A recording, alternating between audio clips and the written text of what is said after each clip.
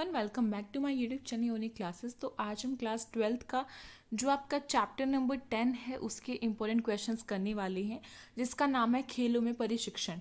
ठीक है, तो सबसे पहले हमारे पास क्वेश्चन है, 3 नंबर का क्वेश्चन है यहाँ पे हमारे पास, जो है लचक से आप क्या समझते हैं, लचक के विभिन्न प्रकारों की व्याख्या कीजिए।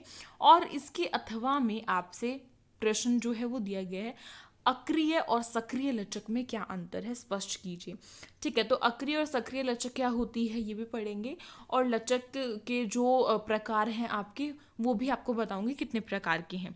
तो फटाफट से आंसर देखते हैं। सबसे पहले हमें अपना आंसर करते हुए ये बताना बहुत ज़रूरी है कि लचक होती क्या है, क्योंकि देखो मैंने आपको बहुत अच्छे से बता रखा है, बहुत क्लियरली समझा रखा है कि आपको अपना क्वेश्चन पेपर जब आप अटेम्प्ट कर रहे हैं तो कभी भी ये नहीं सोचना कि टीचर है और टीचर को पता होगा। नहीं, जब आप क्वेश्चन पेपर में अपने आंसर्स जो हैं वो लिख रहे हैं, अपने आंसर्स आप अटेम्प्ट कर रहे हैं, उस टाइम पे आप टीचर होती हैं और जो आपकी टीचर है वो स्टूडेंट होती है, यानी कि वो स्टूडेंट बन के आपका क्वेश्चन पेपर चेक करेंगी।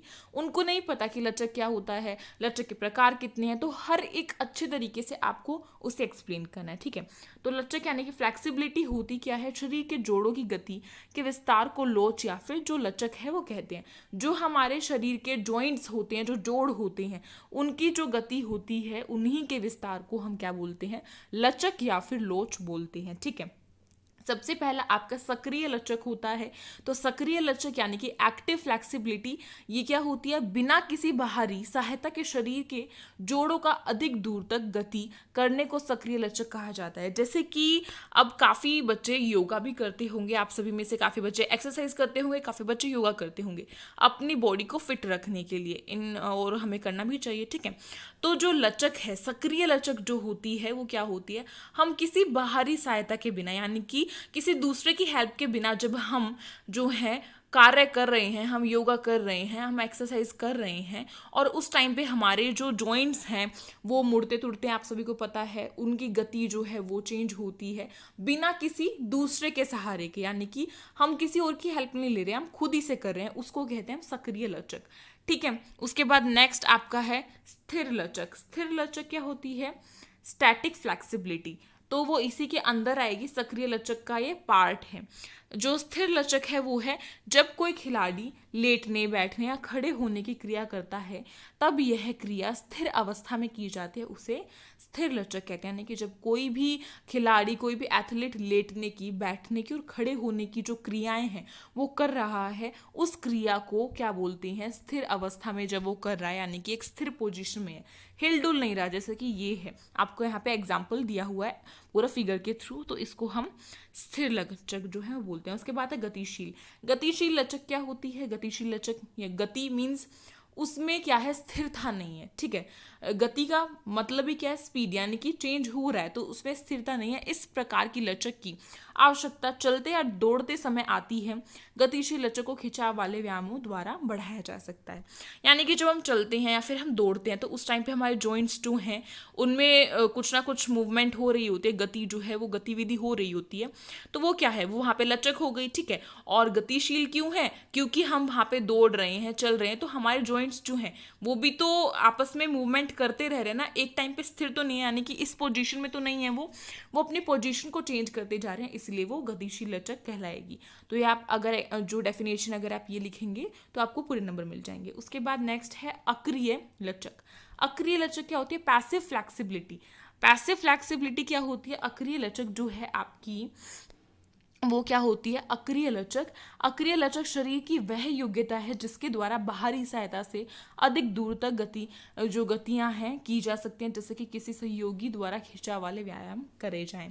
अब सक्रिय हमने समझा था कि उसमें हम किसी बाहरी सहायता का जो प्रयोग है वो नहीं कर रहे हैं, यानी कि किसी दूसरे की मदद से हम उस व्यायाम को नहीं कर रहे हैं, तो वो हो जाएगी सक्रिय। लेकिन जब हम किसी दूसरे की हेल्प ले, यानी कि बाहरी सहायता जो है उसका जब हम प्रयोग करें अपने व्यायाम करते समय, तो वो आपकी अक्रिय लचक होगी। फॉर एग्जाम्पल अब मान लीजिए अभी आप एक्सरसाइज कर रहे हैं और कोई ऐसी एक्सरसाइज आपको करनी पड़ रही है जिसमें कि आपसे वो हो नहीं रही है, आप अकेले आपसे नहीं हो रही है, या फिर कोई ऐसी योगा कर रहे हैं, तो आप क्या करेंगे, आप अपनी मम्मी की हेल्प लेंगे या फिर अपनी जो बहन है भाई है उसकी हेल्प लेंगे और उससे करेंगे। तो ये आपकी अक्रिय लचक हो गई। लेकिन कुछ एक्सरसाइज ऐसी होती है जो हम खुद से कर सकते हैं, वो आपकी सक्रिय लचक हो जाती है। ठीक है, नेक्स्ट क्वेश्चन है आपका 5 नंबर में, लचक से ही लोच लचक को विकसित करने की विधियों का वर्णन बताइए।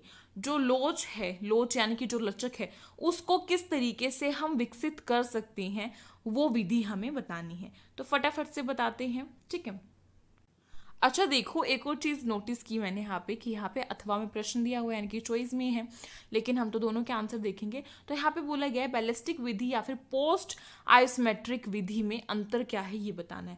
तो फटाफट से जो लचक है उसको किस तरीके से विकसित कर सकते हैं, बढ़ा सकते हैं, वो देखते हैं। तो खेलकूद में लचक को बनाए रखने के लिए खिंचाव वाले व्यायाम करने चाहिए। निम्नलिखित विधियों के द्वारा लोच को विकसित किया जा सकता है। सबसे पहला है आपका खिंचाव और रोकने की विधि। खिंचाव और रोकने की विधि क्या है, हम अपने जोड़ों को अधिकतम सीमा तक खींचते तथा पहले की स्थिति में आने से पूर्व कुछ सेकंड वहीं पर रुकते हैं। जोड़ों के खिंचाव को रोकने की स्थिति 3 से 8 सेकंड की होनी चाहिए। इस विधि का प्रयोग निष्क्रिय लचक पैसिव फ्लेक्सिबिलिटी में सुधार के लिए भी किया जाता है। पैसिव फ्लेक्सिबिलिटी क्या थी, अक्रिय लचक जिसको हम बोलते हैं। ठीक है, खिंचाव और रोकने की विधि क्या है, बहुत ही इजी है। जब हम कोई एक्सरसाइज करते हैं, देखो अपने आप से ना थोड़ा सा रिलेट करते हुए चलो, जब आप फिजिकल एजुकेशन को अपनी लाइफ से रिलेट करते हुए चलेंगे तो बहुत आसान हो जाएगी। ठीक है, अब हम कोई एक्सरसाइज कर रहे हैं तो उसका फायदा कैसे होगा, ऐसा तो नहीं है कि अभी मैंने एक्सरसाइज थोड़ी सी की और फटाफट से उसे छोड़ दिया, नहीं, ऐसा तो नहीं होने वाला।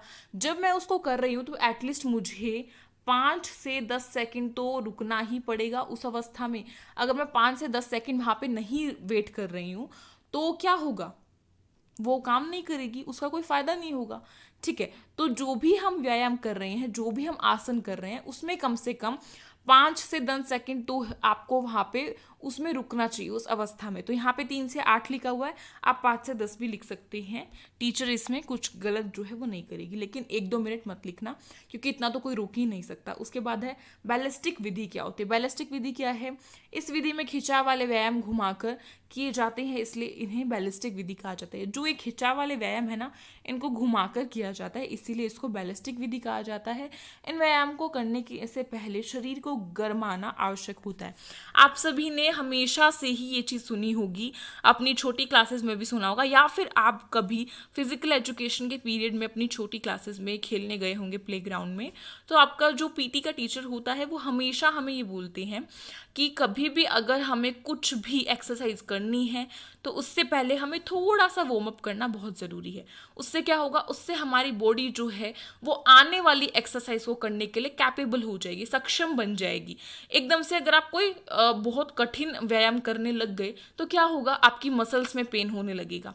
ठीक है, लेकिन अगर आप अपने शरीर को गरमा लेते हैं, गरमाने की प्रक्रिया को कर लेते हैं, तो फिर आपके लिए जो आने वाली एक्सरसाइज जो कि काफ़ी डिफिकल्ट है, कठिन है, वो करना आसान हो जाएगा। ठीक है, तो गरमाना ज़रूरी है। जैसे कि बैलिस्टिक विधि है, उसे करने से पहले हमें गरमाना चाहिए अपनी बॉडी को। इन व्यायाम में स्नायु में और अत्यधिक खिंचाव होने के कारण चोट लगने की संभावना जो है वो ज़्यादा होती है। जब हम कोई भी लचक का व्यायाम कर रहे हैं तो उसमें अगर हमारी बॉडी में फ्लेक्सिबिलिटी की कमी है तो हमें चोट लगने के भी काफ़ी आसार जो हैं वो हो जाते हैं। इसीलिए हमें पहले अपनी बॉडी को गरमा लेना चाहिए। ठीक है, उसके बाद नेक्स्ट है पोस्ट आयोस्मेट्रिक विधि क्या है। तो पोस्ट आयोस्मेट्रिक विधि क्या होती है, यह विधि प्रो ऑफ विट नाड़ी पेशीय सरलीकरण के सिद्धांत पर आधारित है। अर्थात यदि किसी स्नायु या का अधिकतम संकुच और सेकंड के लिए किया जाता है तो वह उसी स्थिति में 6 से 7 सेकंड तक उस खिंचाव का प्रतिरोध सहता है।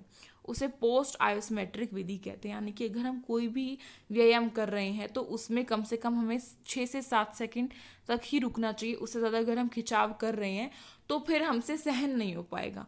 ठीक है, अब आप लगाओ, आप 1-2 मिनट के लिए करने बैठ जाओ, कोई भी आसन कर रहे हो, तो क्या होगा, हो ही नहीं पाएगा वो हमसे। हम किसी भी पोजीशन में आ जाए, मानो मैंने अभी ऊपर आपसे पिक्चर दिखाई थी ये वाली, अगर मैं ये पिक्चर देखकर ऐसा आसन करने का प्रयास करूं तो मैं कम से कम इसमें 5 से 10 सेकंड तक ही रुक सकती हूँ, उससे ज़्यादा नहीं। आप और भी छोटे हैं तो आप क्या होगा, आप थोड़े से और ज़्यादा रुक सकते हो, जैसे कि 10 से 20 सेकंड रुक सकते हो। लेकिन ऐसा तो नहीं है कि आप इसमें 1 से 2 मिनट रुकेंगे। 1 से 2 मिनट रुकते ही आपके हाथों में दर्द होगा, पैरों में दर्द होने लग जाएगा। ठीक है, देखने में आसान है, करने में मुश्किल होता है। उसके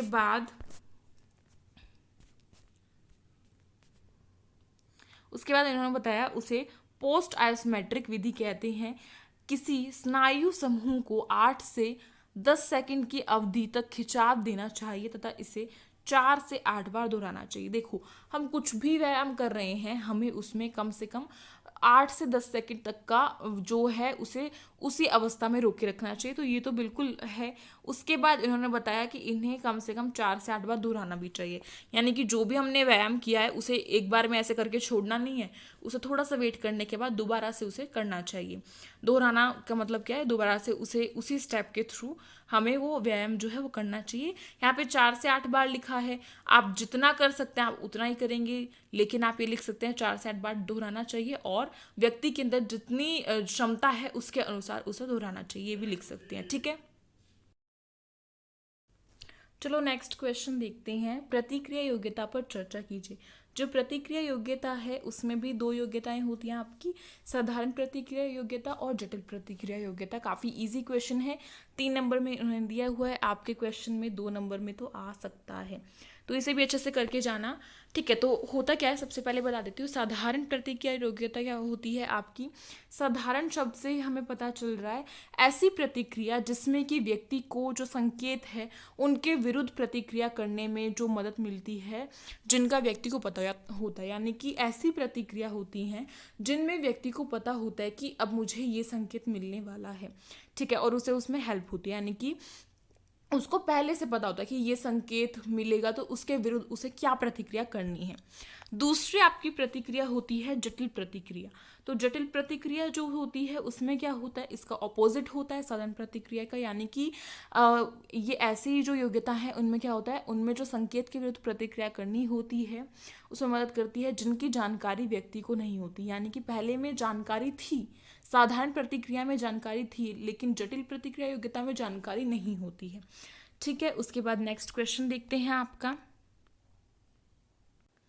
अगला आपका प्रश्न 5 नंबर में है, क्या है, खेलों में तालमेल संबंधी योग्यताओं से आप क्या समझते हैं, किन्हीं 2 योग्यताओं का वर्णन कीजिए। तो तालमेल संबंधी योग्यताएं होती क्या हैं, उन योग्यताओं को कहते हैं जिनमें कि व्यक्ति अपने गतिविधि को व्यापक व संतुलन रूप से नियंत्रित कर सकता है। ठीक है, जो गतिविधि वो कर रहा है उसे वो संतुलन क्या है उस पर बिठा सकता है, उसे नियंत्रण जो है कर सकता है, चाहे वो व्यापक रूप से करे चाहे वो संतुलित रूप से करे। ठीक है, खिलाड़ी इन योग्यताओं के द्वारा गतिविधियों के समूह को प्रभावशाली व अच्छे ढंग से करने में सक्षम होते हैं। यानी कि ये जो योग्यताएं हैं इनके द्वारा क्या कर सकते हैं, जो भी गतिविधि वो कर रहे हैं उसको करने में वो प्रभावशाली और अच्छे ढंग से कर सकते हैं। यानी कि बहुत अच्छे ढंग से उसे कर सकते हैं, अट्रैक्टिव, प्रभावशाली, उस पर अपना प्रभाव छोड़ सकते हैं। ठीक है, तो इसके 2 हमें बताने थे योग्यताएं, किन्हीं 2 योग्यताओं का हमें वर्णन करना था। आपको यहाँ पे बहुत सारे दिख जाएंगे, जैसे कि ये रही। ठीक है, इनमें से किसी का भी कर देना। तो यहाँ पे इन्होंने किया हुआ है स्थिति निर्धारण योग्यता। यह योग्यता मनुष्य में समय तथा स्थान की स्थिति के अनुसार स्वयं को अनुकूल बनाने की योग्यता है।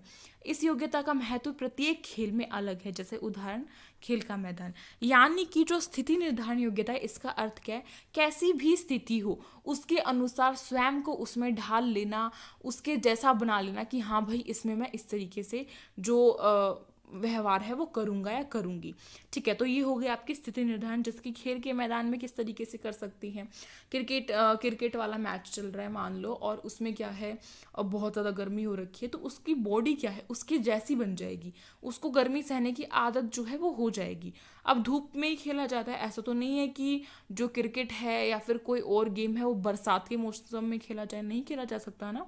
तो उसके अकॉर्डिंगली उसको मैनेज करना आ जाएगा खिलाड़ी को। उसके बाद है तालमेल योग्यता। तालमेल योग्यता क्या है, तालमेल की योग्यता खिलाड़ी के शारीरिक अंगों की क्रियाओं करने की योग्यता है। हाथ और आंखों का तालमेल, पाँव और आंखों का तालमेल। उदाहरण के लिए वॉलीबॉल में जो आपकी वॉलीबॉल होती है उसमें क्या होता है, उसमें हाथ धड़ पैरों की क्रिया का तालमेल बिठाकर बॉल जो है उसको स्मैश जो है किया जाता है। जो स्मैश होती है, स्मैश वॉलीबॉल में होता है कि बॉल को उठाकर और बहुत जोर से पटकना, जिससे कि क्या होता है, जिससे कि आगे वाला जो है वो उसे पकड़ ना पाए, ऐसा होता है स्मैश जो वॉलीबॉल करते हैं। तो उसमें क्या है, उसमें हमें अपने हाथों का, धड़ का, पैरों का, इन सब का क्या करना पड़ता है, तालमेल बिठाना पड़ता है। यानी कि जो हमारे शारीरिक अंग हैं इनका जब हम तालमेल बिठाते हैं तो इन्हें हम तालमेल योग्यता कहते हैं। ठीक है, उसके बाद नेक्स्ट क्वेश्चन देखते हैं। नेक्स्ट आपका बहुत इंपॉर्टेंट क्वेश्चन है, शक्ति क्या है, इसके प्रकारों को बताइए। 3 नंबर में प्रश्न पूछा गया है। तो शक्ति क्या होती है, आप सभी को पता है कि जो अधिकतम शक्ति है, विस्फोट शक्ति है और शक्ति सहनशीलता योग्यता है, ये शक्ति के अंदर आते हैं। ठीक है, तो शक्ति की पहले आपको डेफिनेशन देनी है, जो कि मैंने बहुत अच्छे से बताई हुई है आपको आपके एक्सप्लेनेशन वाले चैप्टर में। अब बात करेंगे अधिकतम शक्ति क्या होती है। अधिकतम शक्ति का प्रयोग हम कब करते हैं, जब अवरोध के विरुद्ध कोई कार्य जो है वो करना हो। अवरोध यानी कि अपोजिट जो है हमारे, उसके विरुद्ध जब हमें कोई कार्य करना पड़ता है तो उसे हम अधिकतम शक्ति कहते हैं। विस्फोट शक्ति क्या होती है, अवरोध के विरुद्ध तेजी से कार्य करने की योग्यता।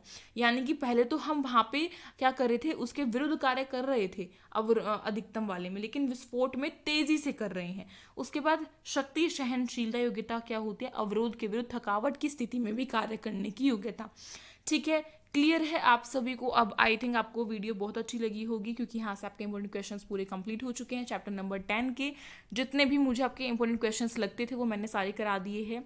अब फटाफट से काम कीजिए, लाइक कर दीजिए वीडियो को, अपने फ्रेंड्स में शेयर कीजिए, एंड अगर न्यू है तो प्लीज़ सब्सक्राइब कर सकते हैं हमारे चैनल को। साइड में जो बेल आइकन है उसे कर सकते हैं प्रेस, जिससे कि न्यू वीडियोस की नोटिफिकेशन आपके पास आती रहे। एंड फटाफट से जो डिस्क्रिप्शन बॉक्स है उसे चेक कीजिए, उसमें वहाँ बहुत सारी लिंक दे रखी है, जैसे कि फिजिकल एजुकेशन की कंप्लीट सिलेबस की, इंपॉर्टेंट क्वेश्चन आंसर्स की चैप्टर वाइज, और सैम्पल पेपर की भी आपको जो लिंक है वो मैंने प्रोवाइड कर रखी है। टेलीग्राम ग्रुप को ज्वाइन कर लीजिए, नाम यूनिक क्लासेस के नाम से है। इंस्टाग्राम आईडी हमारी यूनिक क्लासेस के नाम से है, उसे भी जाके फॉलो कर सकते हैं। कोई भी क्वेरी हो फिजिकल एजुकेशन से रिलेटेड या फिर कोई और क्वेरी भी हो आपकी स्टडी से रिलेटेड, तो भी आप मुझे वहाँ पे पूछ सकते हैं। तो कमेंट बॉक्स में कमेंट करके ज़रूर बताइएगा कि वीडियो कैसी लगी। मिलते हैं न्यू वीडियो के साथ। Thank you so much for watching this video.